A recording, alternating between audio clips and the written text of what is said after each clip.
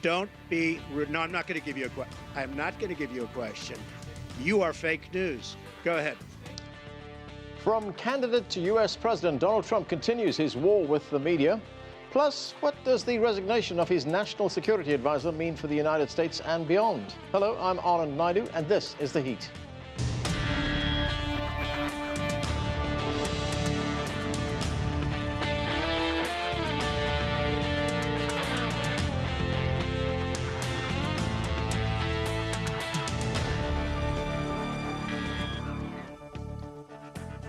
Words like fake news, dishonest, and the opposition party have frequently been used by the president and his administration to describe media coverage.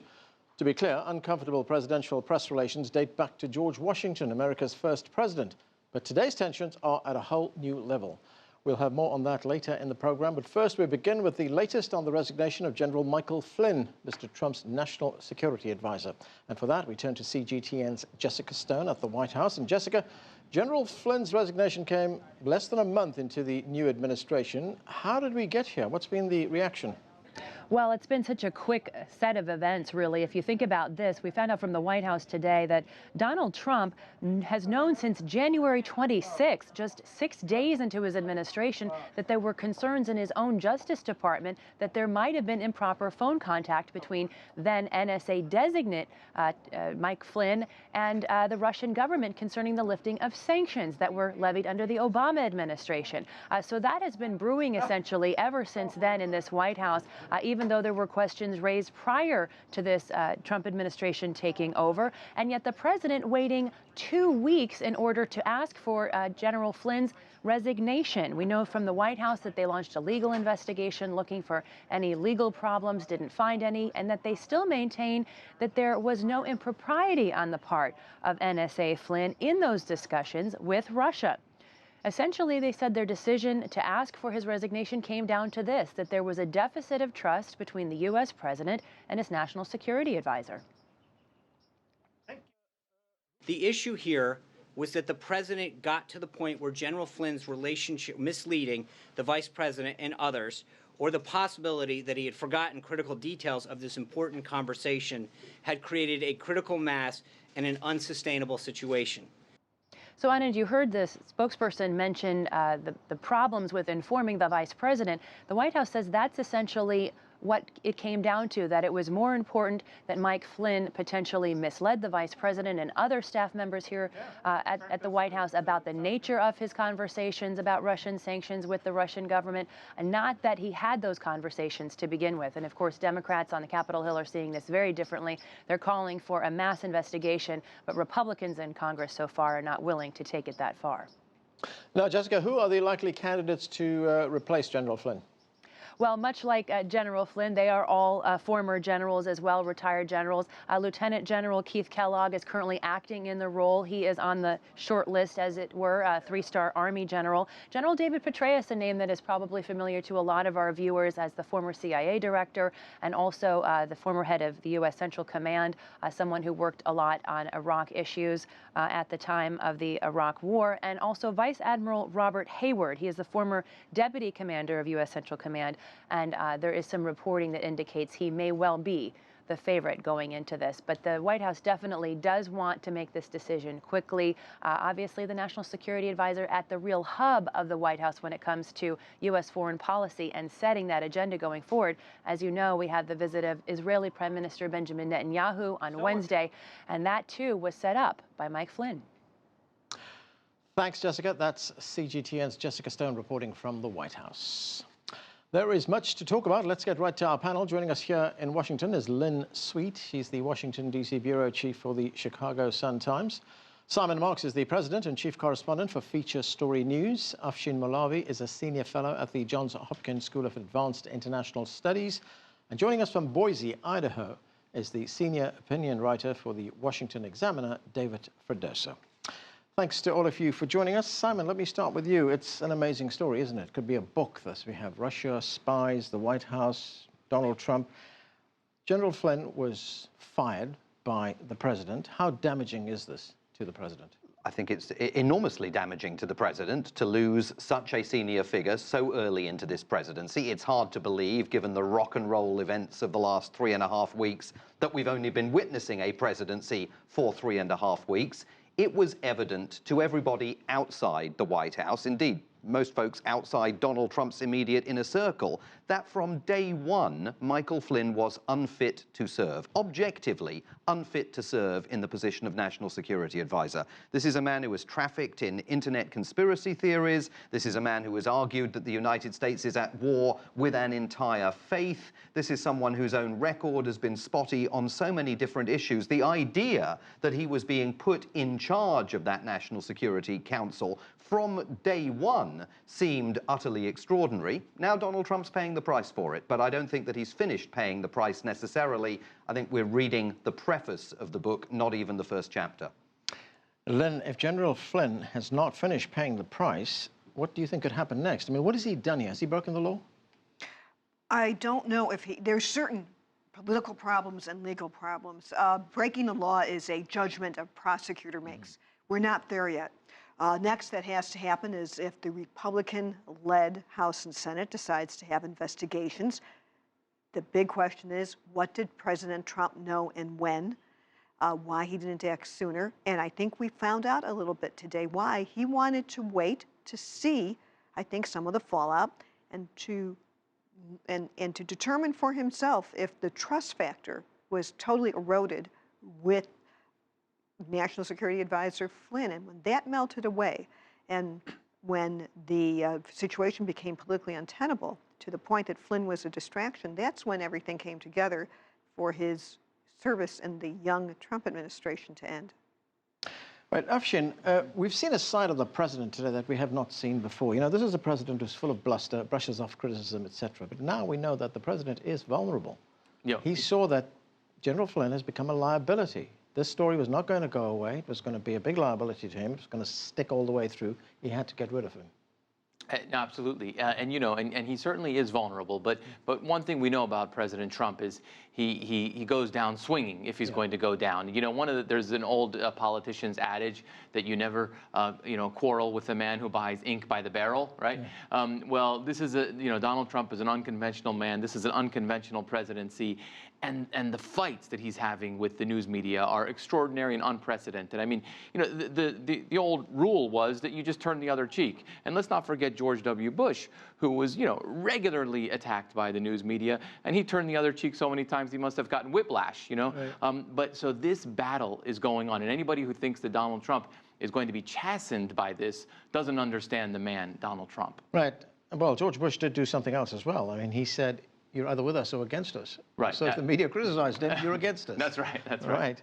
Let's go to David in Boise, Idaho. David, this is the shortest term in office for any national security advisor, just over 3 weeks. When you look at the case against Michael Flynn, do you think it's hurt the president? Well, first, the case against him is completely overwhelming, and I believe that, Simon was already mentioning about the internet conspiracy theories. I think that Flynn was a big force behind trying to get us deeper involved in a war in Yemen, and that probably his being gone is better for everyone, including Trump. So, you can talk about, is there going to be fallout that hurts Trump? I think he has a nice excuse in being able to say, well, he lied to me and I fired him, and act like he's even the victim here, as opposed to, viewing this as something where he's in the limelight and under pressure, and this hurts his administration. I would think that probably better decisions will be made because Flynn is gone in the future, and that assuming that there isn't some really, seamy part of this that we don't know about yet, I think he'll probably get through it just fine. Simon, there's a bigger issue at stake, and that is what will this incident do to the president's relationship with what we call the intelligence community here? Are they going to trust him? Well, I don't think they do trust him. I mean, we've already seen reporting this week that suggests while Michael Flynn was inside the White House, we know that he couldn't get at least one of his senior associates security clearance to be part of the National Security Council. We know that the intelligence community is deeply wary about providing intelligence briefings two senior White House figures because they worry that the lines of communication are compromised and that information could be flowing straight back to the Kremlin. You are now seeing Republican senators. Roy Blunt from Missouri, he presided over Donald Trump's inauguration 3.5 weeks ago. Today, he's calling for what he describes as an exhaustive inquiry of President Trump's contacts and communications with the Russians, not Michael Flynn's. That's why I think this is so damaging to President Trump. 3.5 weeks on into a presidency, and the Trump administration is being asked, what did the president know and when did he know it? That's a new record. So he's not going to be able to do his job properly then if he doesn't get all that information. Well, he has to find a way. Well, I mean, you can argue that he hasn't been particularly receptive to the information because we know that when he first started receiving intelligence briefings, he said to the briefers, "I don't need this every single day. Come back and tell me when anything changes." Yeah. Look, I think the other point of all of this is that it sends a message to America's international partners and countries that are not friendly to the United States, that this government is not being run in a professional fashion. There's an amateurishness to all of this. You can believe in many of the things that Donald Trump wants to do and still find fault with the way in which so many of these issues have been handled. And that, at a certain point, I think has to sap confidence of lawmakers and ultimately members of the public in what Donald Trump's trying to do. Lynn, the president's response came via a tweet this morning. He said the real story here is why are there so many illegal leaks coming out of Washington? President obviously trying to change the story here, but in a sense, has the media smelled blood yet? No. This is routine coverage of an unroutine, a very much unprecedented presidency. He could try to change the subject to the leaks, but leaks are a fact of life in Washington, as in other arenas of life. You know, show business industry has leaks. So he has this powerful morning attempt. He didn't do it yesterday to set the news agenda for the day through his tweets. But what I think one of the fallouts of this episode is that it brought the whole Russian hacking scandal and the relationship to Russia back on the front burner.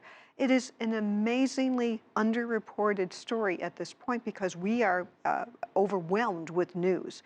The end of the Obama White House, the swearing in, the newness of an administration, and then you add on it all the controversial moves that Trump has made in his unconventional form of governing. Just think, a question is, was our election influenced by the Russians? And now it can't fade anymore because you have a scandal interrelated with the Russian attempt to infiltrate or persuade, at the least, Americans. So the congressional committees will probably go where the stream leads. It's not just a matter that they're going to look at the narrow issue of what exactly did the transcript say about Flynn, who apparently did not know that there were intercepts and taps on his phone. For a national security advisor, that seems a breach, doesn't it? So I think once you have, if these congressional committees are in good faith and the Republicans have their own reputations, that's the danger in a sense, is that, not the danger for the Trump White House, this is the distraction that the Russia story now is back on the front burner. And Anand, to that point, you know, the media also, I mean, when you looked at I looked at some of the latest poll numbers, and there was a slight pop. You know, Donald Trump, with all of this that is going on, is at 50% approval ratings, which is not bad considering what is going on today. And you know, and the media is below that in popularity. Right, the media is below that. And you know, in many ways, you know, this could feed into the narrative that got him elected in the first place, because you know his message and some of the messages of his supporters was that there's a liberal media establishment, there is an elite that is pushing, you know, that drowns out our voices, et cetera, et cetera. And so there could be a potential boomerang effect on all of this. That is something that's come out of the White House, that the media has double standards here, that they would never treat Barack Obama in this way. I mean, if we looked at right at the beginning of the show with that exchange Donald Trump had with a reporter there, I mean, would we have seen a reporter scream at Barack Obama like that, demanding that he be given a chance to ask a question? You know, probably not. But Barack Obama probably wouldn't have treated the media the way President Trump is either. Yes. You know, and wouldn't be calling him for fake news and that sort of thing. Reporters screamed out questions to President Obama. It's what reporters do. Maybe not all the time, but today was a particularly important press conference to get a lot of questions in. But through the years, yes, he's had. I think I've been one of those yellers. Yeah. David, should the president be worried by his poor relationship with the media? I mean, he does have something going for him. There was a survey done by Emerson College which says that his administration is trusted more among U.S. voters, that is, than the media. Right, by about 10 points, in fact. Yeah. And does he have anything to worry about? No, actually, I think that Trump kind of feeds off of this. I think he enjoys having this kind of adversarial relationship. And, you know, and I think journalists also feel like, you know, the kind of zeal and energy that you're seeing in covering his administration is heartening and is in contrast to the way Obama's covered. I mean, yes, there is a double standard, but it's not because they're being too hard on Trump. It has to do with the way things were in the last 8 years, if you know, in my opinion. And they're doing it about right now. And what the media needs to avoid doing in the Trump administration is giving him more ammunition to say that they're not careful and that they're quote fake news. Just today, the New York Times fell for a fake Mike Flynn Twitter account, and that's just one of many, many stories where in a White House where what's said is to most of us too crazy to be believed, the administration is kind of shaping up in a lot of cases. Everything seems too good to be checked. And a lot of things are being published that in the end, you know, everyone ends up having to walk back. It's happened so many times since Trump's inauguration that it's almost difficult to track, and it's giving him credibility to attack the media. Lynn, looking at it another way, is this a far more difficult administration to cover than, say, was the Obama administration? I would say the difficulty here transcends anything I've ever covered as a journalist, from the streets of Chicago, where I started my career, to where we are now. I've never covered anyone who doesn't repeatedly care about facts, who makes things up. People around him seem to encourage it, who is immune to fact-checking and cares less about accuracy. So this is a historic crossroads for journalists, and it's not comparable to anything I've ever seen in a career, where you also then take on it a presidential personality who seems consumed with slights that other people might have moved on. You know, the size of his win, the size of the crowds, whether or not every story that he doesn't like is fake, or just an analysis that he doesn't agree with.